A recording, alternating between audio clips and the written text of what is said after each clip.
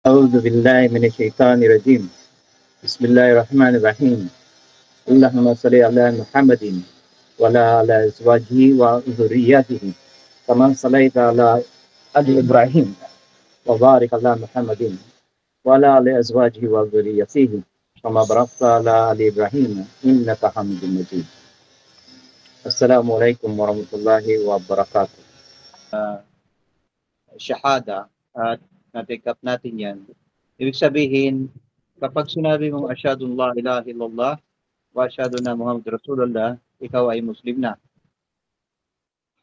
Ngunit meron siyang 7 kondisyon.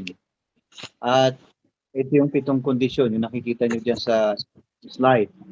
Number 1 is yung knowledge, which negates ignorance. Ibig sabihin, kapag hindi ka pa Islam, ay ignorante ka.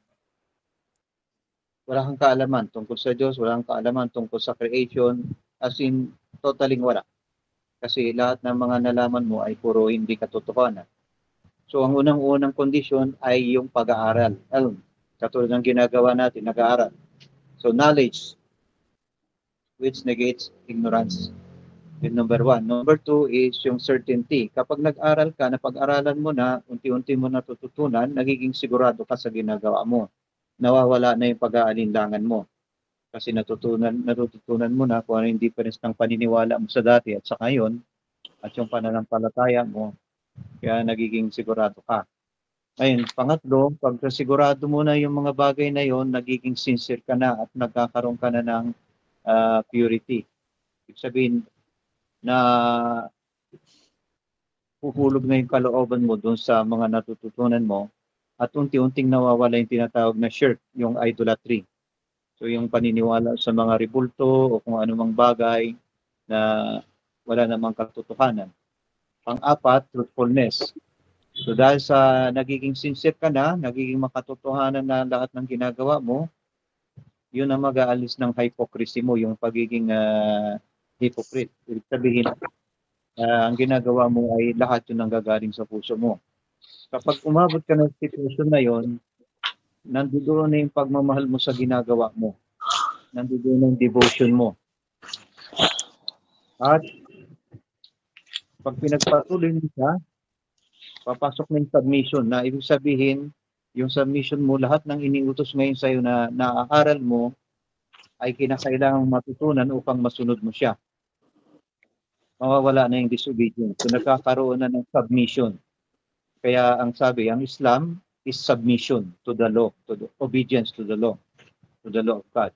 At ang pampito is yung acceptance. Kapag ka nadaanan mo na lahat yung 6 na yan, dahil sa pag-aaral mo, yung pagtanggap mo ng Islam ay hindi mo na siya i-reject.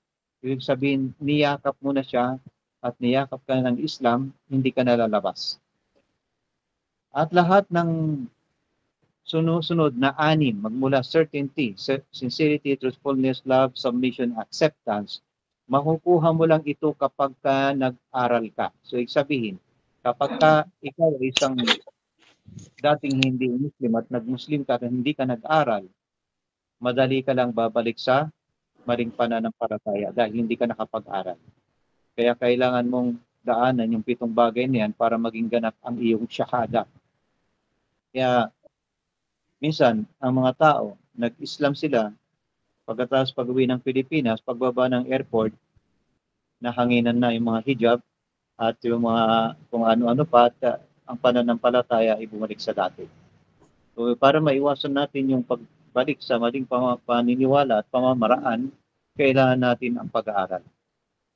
So, yung shahada na sinabi natin ay yun ang simula upang ikaw ay maging Muslim. At ang sinabi mo doon, asyhadu la ilaha illallah wa asyhadu na Muhammadan Rasulullah. Ako'y sumusumpa at naniniwalang walang dapat sasambahin Diyos maliban kay Allah at si Muhammad sallallahu alaihi wasallam ay kanyang sugo at propeta. Pagkatapos gagampanan natin itong kondisyon sa pamamagitan ng number 1, yung pag-aaral. Dahil yung number 2 hanggang number 7 ay papunta sa number 1. Hindi mo makakamit yung 6 na yon kung hindi ka dadaan sa pag-aaral. Kaya napakahalaga ng pag-aaral sa ating din. So yung shahada, ang pagbigkas ng pananampalataya o pagsumpa na walang dapat sambahin Diyos maliban kay Allah. At kapag ka ito'y nagawa mo, ikaw ay Muslim na, ang unang-unang dapat mong gawin ngayon ay pag-aralan mo rin ang pangalawang haligi ng Islam. Mayroong 5 haligi ang Islam at yun ang tinatawag natin na Shahada, Salah, Zakat, Fine at saka Hajj.